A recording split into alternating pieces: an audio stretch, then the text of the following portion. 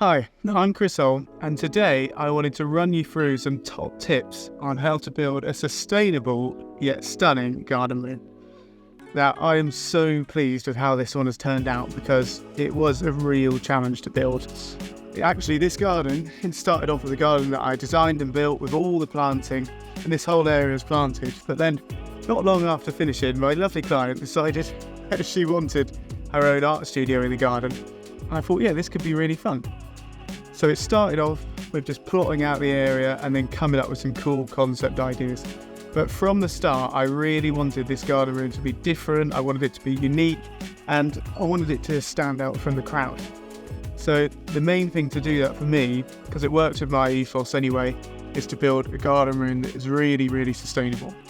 So to do that, the number one material was going to be timber, of course, but also just looking at where all of these materials have come from. So that was really important to me, but I'll get down to that in a minute. I also wanted it to be a unique design because it's a really awkward shaped garden. It all funnels to a point at the end, and I wanted to maximise the space that my client could get. Now, when you're doing that, it does make things a bit harder because you're not building to a square, everything's on funny angles, and, unless you've got good maths, it's going to be really challenging. But luckily, I did have Gruff, you probably know from Garden Rescue. He was helping out on the build the whole time as well, so I couldn't have done it without him. Now, the main things you want to think about when you're building a garden room, one is where is it going to go in the garden. You need it to be out the way enough that it's not dominating the house or getting in the way of the flow of the garden. But two, you need to make sure you've got enough room for it to fit in comfortably. And another thing you really need to be careful of is planning regulations. They're so important to get right when you're doing a garden room. Most of them fall under permitted development, and you can be fine to build them in your garden without having to put in planning as long as you meet certain regulations. So if you're within 2 meters of the boundary, as if you're within that 2 meters, then you can't go above 2.5 meters in height, which is what we've done here. But you can go up to 4 meters or 4.5 meters in height. I need to check that on anything with a pitched roof. So from the bottom of the eaves, 2.5 meters up to 4 meters. It's really important to get those right because you don't want to get caught out with planning or upset any of your neighbours. And it is always worth checking with your neighbours before you do these things because you want to keep everyone on the good side. Now, there was 3 main considerations I had to take when I was planning this garden room. One was going to be, what's it going to look like? What does the client want? What do I think is going to look good in this garden? What's going to suit the house? And what's going to suit the surroundings? Number 2 was, what is it going to be used for? So is it a place to hang out? Is it a place for the kids? Or is it a place like this one, my client, which is going to be doing art in there? It's an art studio. It's also got a kind of cozy nook where she can chill out as well. And the third thing for me, my consideration was I wanted it to be unique. How is it going to be different? So I wanted to make it really sustainable, and I also wanted it to look different as well. So I've built in some really unique elements to do that. Now, my favourite thing about this garden room, and I think it's everyone's favourite thing when they see it, is actually these scalloped shingles, and that's how I've given it this unique look. So part of the idea of my thinking with the sustainability is I wanted to use cladding, I wanted to use timber cladding, and I wanted it to be all locally grown and sourced and milled. So every piece of wood in this whole garden room has come from either Somerset or Devon, so really local, and it's been grown in woodlands in Somerset or Devon, then it's been milled in a North Devon sawmill, and it's not come very far to get here. And actually some of the internal stuff we've done, some of the desks and the shelves, they were actually milled just down the road at a local sawmill as well. So I'm really pleased that every single bit of timber has been grown and milled locally. It is so important to think about where your materials are coming from. At the moment, the UK imports probably about 80% of its timber, so only 20% to 30% probably coming from UK woodlands. Now, a lot of the time it's really hard to find out where your timbers come from if you're just buying it from Jewson's or somewhere like that. So it's worth just going the extra mile, going and talking to a local sawmill and seeing what they can do for you. And actually a lot of the time it's cheaper and they're more accommodating, and you can have it cut to any size you want. It's brilliant, and they're all lovely. You should go and talk to your local sawmill. And another thing I took consideration with was even the OSB, the chipboard, that has come from the UK. It's OSB 0, so it has no formaldehyde added to it, and it's been made and from trees grown in the UK. So that was really important to me, because a lot of people, they would use ply, marine ply on the outside, but there is 0% of ply in the UK has been made in the UK. It all comes from abroad, and the majority of ply actually doesn't even come from EU countries. It comes from China, Brazil, places like that. So it has a huge carbon footprint, and that's what we don't want.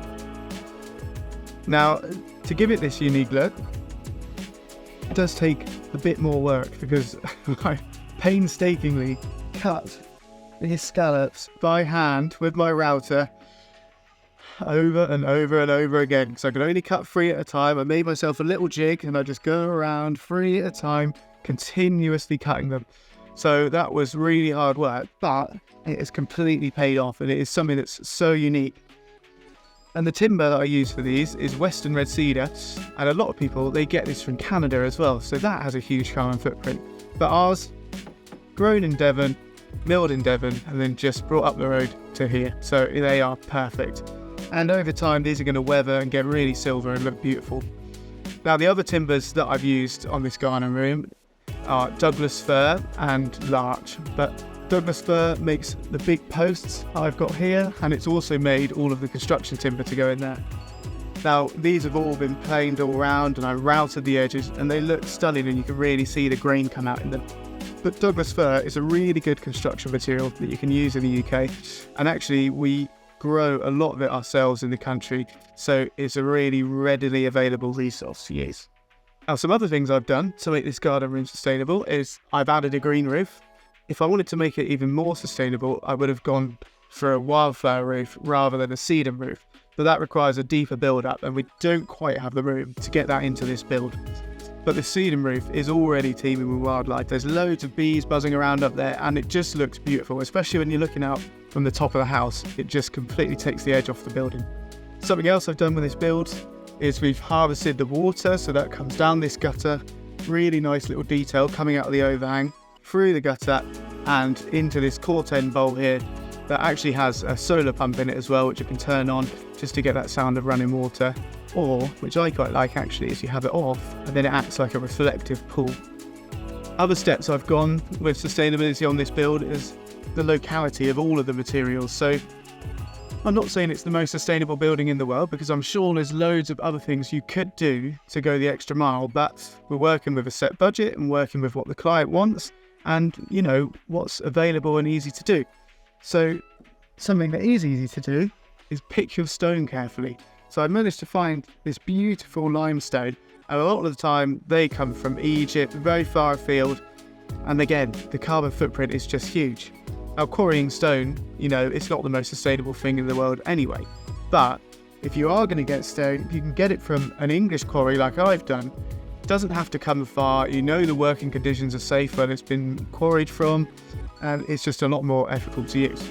Now, the use of UK grown timber even goes inside, where we've got some Somerset oak desks and worktops. They've been grown and milled locally, and they're beautiful because they got that stunning live edge on them. And then I had some steel legs fabricated that would fit exactly to size, and then it just looks really minimal, really clean, but really unique. That's the whole idea with this build. Now, this garden room, it wouldn't look like much if it wasn't for the plants, because they really make it come to life. This area was really full before, and I had to strip it all out when we built this. I've slowly started putting things back in, and these are going to fill out in no time. But luckily, because I'd already planted the rest of the garden, it just really helps us to bed into the surrounding. And when you get glimpses through the plants, through the heleniums and the salvias, it just really comes to life. Another great thing about this garden and the garden room is that I'd already planted this row of peach trees along the boundary. So putting this in hasn't been too offensive to the neighbours because it screens it for them, but also you just get that lush, crisp green backdrop all the way along the fence. Now, it's no surprise the garden rooms don't come cheap, especially when they're on funny angles and all bespoke like this one. But if you wanted to do something like this at home, you could still do it cheaply, easily. You just need to find a good sawmill, get your timber locally. You need to try and reuse and reclaim materials wherever you can. So rather than buying all this glazing to fit what I've designed, you could go on Facebook Marketplace, go on eBay and buy some second-hand glazing that someone's ripped out of a new build and use that, and then design your garden room around this cheap glazing. And it's just amazing how much money you can knock off from doing that. And actually, if you're doing this at home, half the cost, if not more, is in the labour anyway. So if you're doing it yourself, you're instantly going to save a lot of money. Other ways you can save some money, especially with the interior, is you can go for unplastered walls. You could have plywood, chipboard on the walls, keep it quite minimal. You could just have a timber floor. Again, you can just really cut it back, but still get a beautiful and usable space. Now, I just want to talk a bit about the design of this again, because all the little details that really make the difference for this. And I wanted to design this garden room with a big overhang, because you see them, they've got about 300 mil sticking out. It's a little bit poxy, you might get some downlighters in it, but it doesn't really feel cozy and like you've got any cover. Whereas this, it's beautiful, it's going to give you a bit of shade, but also even if it's raining, it gives you a bit of shelter. And it just looks so nice when you're inside looking out with that overhang coming over as well. And the other thing it does is it gives me a bigger green roof area, so it's brilliant. So there we have it. The things you need to think about when you're building a garden room. Number 1, location. Make sure you get that right. Get the aspect right. Think about where your light is coming into the windows. Do you want to have a skylight as well to let even more light in? Number 2, think about your materials. Is it going to tie in with the house and your surroundings? Are you going to use timber? Do you want to use metal? But most importantly, really think about the sustainability, the carbon footprint of those materials and where they've come.